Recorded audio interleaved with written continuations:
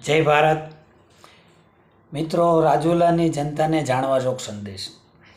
હાલમાં વહીવટીદાર શાસન હોય રાજુલા નગરપાલિકામાં. વહીવટીદાર શાસન હોય એટલે એકતરફી સમજી લ્યો કે સત્તાધારી પક્ષના જે કાંઈ હોદ્દેદારો છે એનો જ કબજો હોય એવું માની લઈએ આપણે. તો આજે સત્તાધારી પક્ષ હોય, 2.5 વર્ષથી લગભગ સત્તાધારી પક્ષનો પાલિકા પર કબજો હોય. રાજુલાની પરિસ્થિતિથી રાજુલાના રહીશો પૂરેપૂરા વાકેફ હોય. જે ખરેખર સુખ સુવિધાના નામે મીંડું હોવાના કારણે સત્તાધારી પક્ષ દ્વારા લોકાર્પણના કાર્યક્રમો કરવામાં આવી રહ્યા છે. 40 કરોડ, 20 કરોડ, 10 કરોડ જેવું આવે એવું લખી અને બહાર પાડી રહ્યા છે કામો, જે ખરેખર કોઈના પોતાના રૂપિયાથી આ રોડ બની રહ્યા નથી. જે કાંઈ રોડ બનાવવામાં આવી રહ્યા છે તે રાજુલાની પ્રજાના ટેક્સના રૂપિયાથી કે રાજુલાની પ્રજાને સરકારમાંથી ટેક્સના રૂપિયાથી જે કાંઈ ગ્રાન્ટ આવી રહી છે એમાંથી આ રોડ બની રહ્યા છે.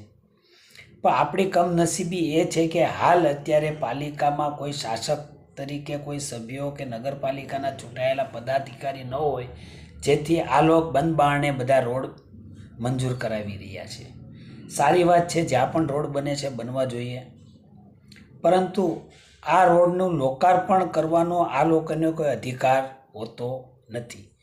કારણ કે રાજુલા પાલિકાની અંદર જે કાંઈ કામો આવે છે તે રાજુલાની પ્રજા અને ભારતની પ્રજાએ આપેલા ટેક્સમાંથી જે કાંઈ વધે છે ને જે કાંઈ આપવામાં આવે છે એના જ પૈસા એના સુખાકારી કાર્યો માટે વાપરવાના હોય છે. આના લોકાર્પણ કરવાનું કોઈને હક અધિકાર હોતો નથી. પણ એક નવો કોન્સેપ્ટ ચાલુ કર્યો છે સત્તાધારી પક્ષે કે આપણે પબ્લિકને કઈ રીતે આપણી લોકચાહના વધારવી.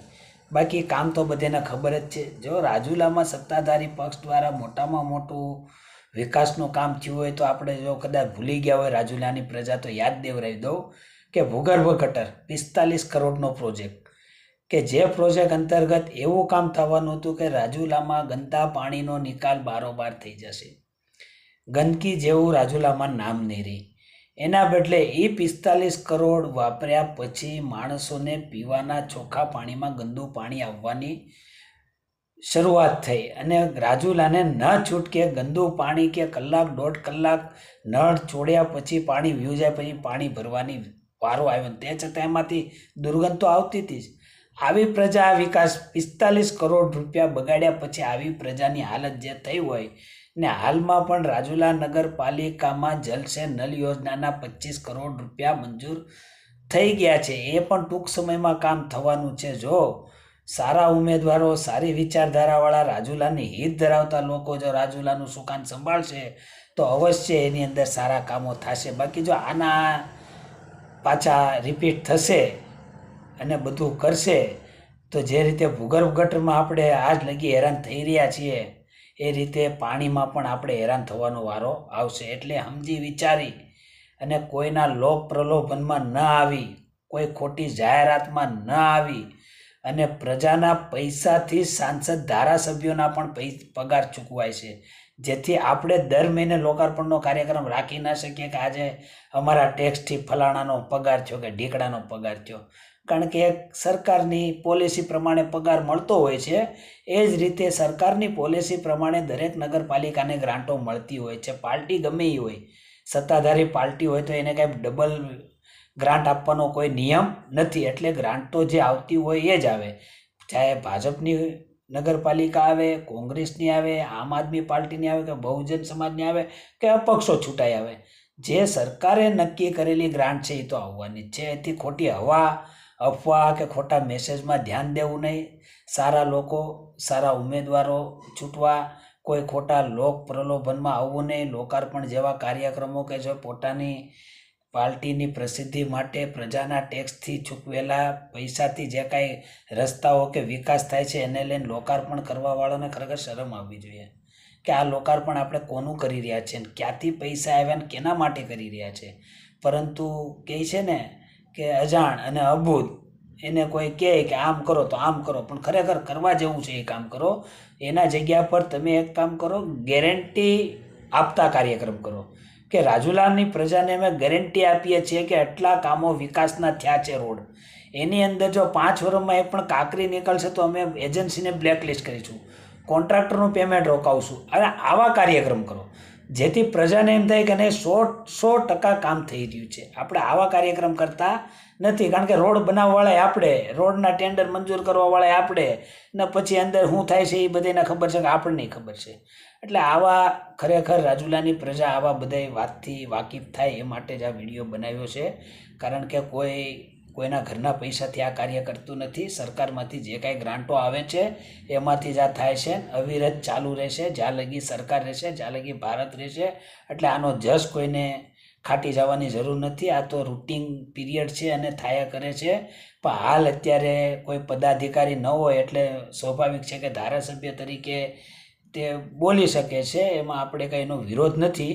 પરંતુ ખરેખર લોકાર્પણ જેવો કાર્યક્રમ રાજુલા નગરપાલિકામાં કોઈ કરે અને પોતે ધારાસભ્ય તો ઠીક, પણ એના જે કાંઈ સત્તાધિકારીનો જે કાંઈ ચૂંટણી લડવાવાળા છે એ પણ એવો અહેસાસ કરાવે છે કે અમે આ બધું કરી રહ્યા છીએ. એટલે ખરેખર આ લોકો નથી કરી રહ્યા. આ સરકારમાંથી આપણા ટેક્સથી આવતા રૂપિયાથી કામ થઈ રહ્યા છે. એ જ મેસેજ આપવા હાટું આ વિડીયો મેં બનાવ્યો હતો, બરાબર. કારણ કે અત્યારે તમે જોતા હશો કે સ્ટ્રીટ લાઇટો રિપેરિંગ કરવા પણ જે કાંઈ સત્તાધારી પક્ષમાં ઉમેદવારો છે તે ગાડીઓમાં લઈને જ ફરતા હોય છે. હાલો અહીંયા લાઇટ નાખી દો, અહીંયા લાઇટ નાખી દો. આ ચૂંટણી ટાણે જ કેમ આ લોકોને યાદ આવે છે? 5 વર્ષ આ લોકો ક્યાં જાય છે? એટલે પ્રજા થોડીક બુદ્ધિનો ઉપયોગ કરે, થોડીક જાગૃત થાય. કારણ કે જો શાસક પક્ષ સારો હશે તો રાજુલાનો વિકાસ ખરેખર સારો થશે. શાસક પક્ષ જો નબળો આવશે તો વિકાસ તો થશે પણ તેનો પોતાનો પ્રજાનો વિકાસ નહીં થાય. તો પ્રજાના વિકાસ માટે લાગણી ધરાવતા જે કાંઈ રાજુલાવાસીઓ છે એને મારા એક જ મેસેજ છે કે આ જે કાંઈ કાર્ય થઈ રહ્યા છે તે તમારા પૈસાથી થઈ રહ્યા છે, તમારા સુખાકારી માટે થઈ રહ્યા છે. લોકાર્પણ ગમે એ કરે પણ એની અંદર આપણો ક્યાંક ને ક્યાંક 1 રૂપિયો તો જોડાયેલો છે. એવી આશાથી આ કાર્યક્રમને લેજો. કોઈના ઘરના પૈસાથી આ કાર્યક્રમ કર્યા નથી જેથી લોકાર્પણ કરે કે ગમે. મુખ્યમંત્રી પણ મોટી મોટી યોજનાઓ બહાર પાડે છે, તો શું મુખ્યમંત્રીના ઘરના પૈસાથી કામ કરી રહ્યો છે? એ પણ આપણા ટેક્સના પૈસા જે આવે છે એ જ ગ્રાન્ટ મળે છે ને એમાંથી આ લોકોનું બધેનું હાલે છે. એટલે આ તો ઠીક છે, સત્તા છે, સત્તાના ઓલામાં ગમે તેવા વિડીયો પ્રલોભન, સરકાર એની અધિકારી, એના પોલીસ, એના બધું એનું એટલે કરે છે, ચાલવા દે છે. પણ આની બાગદોર ક્યારેક ને ક્યારેક સત્તા પ્રજા જ એને સાચી ભાન કરાવશે. જે આવનારી નગરપાલિકાની ચૂંટણીમાં પણ તમામ ભાઈઓ આ વસ્તુ ખાસ ધ્યાન રાખજો કે આપણે ભૂગર્ભ ગટરનો ભ્રષ્ટાચાર ભૂલી જવાનો નથી. આવનારી સમયમાં જળ સે નળની યોજના 100% લાગુ કરાવવાની પણ જવાબદારી આપણી રહેશે. તેથી સારા ઉમેદવાર, સારા પદાધિકારી, સારી રચના થાય, રાજુલાનો સારો એવો વિકાસ થાય, સારું એવું પાણી, સ્ટ્રીટ લાઇટ, રસ્તાની વ્યવસ્થાઓ સારી મળી રહે એ માટે અમે પણ આ વખતે રાજુલા નગરપાલિકામાં આમ આદમી પાર્ટી દ્વારા તમામ ઉમેદવારો ઉતારવાના હોય તો આપનો આશીર્વાદ અમને આપજો. ને અમે અમારા રાષ્ટ્રીય અધ્યક્ષ ગુજરાતના કીધું એમ ઈશુદાન ગઢવીએ કે નગર રાજ બિલ કે નગરજનો જ નક્કી કરે કે શું કામ કરવાનું છે. એ બિલ પ્રથમ લાવવાની અમારી ને પ્રથમ રાજુલા નગરપાલિકા એવી હશે કે જ્યાં અમારી સરકાર જો 100% આવશે તો નગર રાજ બિલ લાવશું અમે. બસ અસ્તુ. ભારત માતા કી જય.